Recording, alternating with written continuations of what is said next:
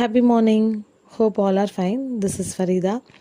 நம்மளில் பல பேருன்னு கூட சொல்ல முடியாது, எல்லாருமே வந்து இந்த ஒரு எக்ஸ்பீரியன்ஸ் வந்து பண்ணியிருப்போம். இந்த ஒரு அனுபவம் வந்து எல்லாத்துக்குமே கிடச்சிருக்கும். அட்லீஸ்ட் லைஃப்பில் ஒரு டைம் ஆச்சும் நம்ம அதை வந்து எக்ஸ்பீரியன்ஸ் பண்ணியிருப்போம், அதை வந்து ஃபீல் பண்ணியிருப்போம்.